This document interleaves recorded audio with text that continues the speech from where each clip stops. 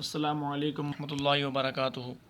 سامعین کرام، میں آج آپ لوگوں کو خوف الہی پر مشتمل دو واقعات بتاؤں گا۔ حضرت علامہ ابو اللیث رحمۃ اللہ علیہ کہتے ہیں کہ ساتویں آسمان پر اللہ کے ایسے فرشتے ہیں کہ انہیں اللہ تبارک و تعالیٰ نے جب سے پیدا کیا ہے برابر سجدے میں ہیں اور اللہ تعالیٰ کے عذاب سے انتہائی خوف زدہ ہیں۔ قیامت کے دن جب وہ سجدے سے سر اٹھائیں گے تو کہیں گے سبحانک ما عبدناک حق عبادتک، یعنی اے اللہ تو پاک ہے، ہم تیری کما حق ہو عبادت نہیں کر سکے۔ اللہ تبارک و تعالیٰ ارشاد فرماتا ہے یخافون ربہم من فوقہم ویفعلون ما یؤمرون، وہ فرشتے اپنے رب سے ڈرتے ہیں اور جس چیز کا انہیں حکم دیا گیا ہے وہی کرتے ہیں، اور ایک لمحہ بھی میری نافرمانی میں نہیں گزارتے۔ رسول اکرم صلی اللہ علیہ وسلم نے ارشاد فرمایا جب کوئی بندہ خوف الہی سے کانپتا ہے تو اس کے گناہ اس کے بدن سے ایسے جھڑ جاتے ہیں جیسے درخت کو ہلانے سے اس کے پتے جھڑ جاتے ہیں۔ ایک واقعہ ملاحظہ فرمائیں۔ ایک نوجوان ایک عورت کی محبت میں مبتلا ہو گیا۔ وہ عورت کسی قافلہ کے ساتھ باہر کے سفر پر روانہ ہو گئی۔ جوان کو جب معلوم ہوا تو وہ بھی قافلہ کے ساتھ چل پڑا۔ جب قافلہ جنگل میں پہنچا تو رات ہو گئی۔ رات کو انہوں نے وہیں پڑاؤ کیا۔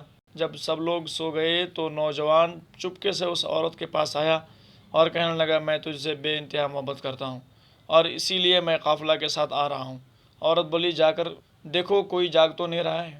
نوجوان نے فرط مسرت میں قافلہ کا چکر لگایا اور واپس آ کر کہنے لگا سب لوگ غافل پڑے سو رہے ہیں۔ عورت نے پوچھا اللہ تبارک و تعالیٰ کے بارے میں تیرا کیا خیال ہے؟ کیا وہ بھی سو رہا ہے؟ نوجوان بولا اللہ تو نہ کبھی سوتا ہے نہ ہی اسے کبھی اونگ آتی ہے۔ تب عورت بولی جب سب لوگ سو گئے تو کیا ہوا؟ اللہ تبارک و تعالیٰ تو جاگ رہا ہے، ہمیں دکھ رہا ہے، اس سے ڈرنا ہم پر فرض ہے۔ نوجوان نے جب ہی یہ بات سنی خوف الہی سے لرز گیا اور برے ارادے سے تائب ہو کر گھر واپس چلا گیا۔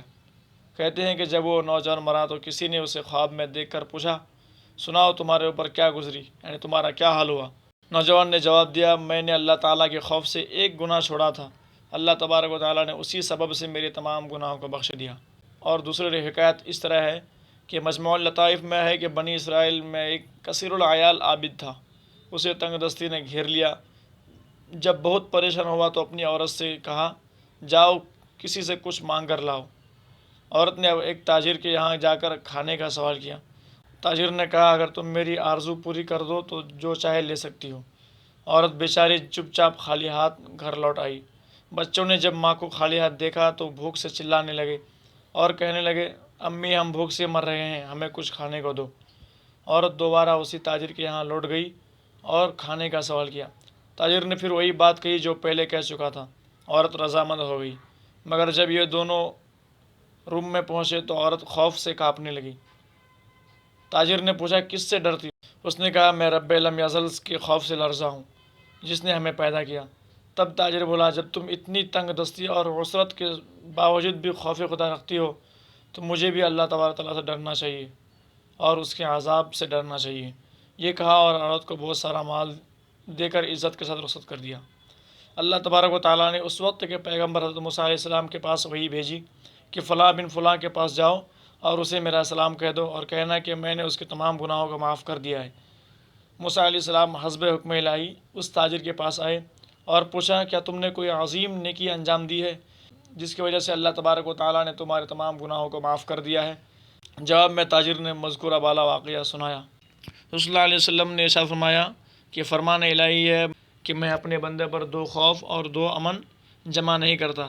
جو شخص دنیا میں میرے عذاب سے ڈرتا ہے میں اسے آخرت میں بے خوف کر دوں گا، لیکن جو دنیا میں میرے عذاب سے بے خوف رہتا ہے میں اسے آخرت میں خوف زدہ کروں گا۔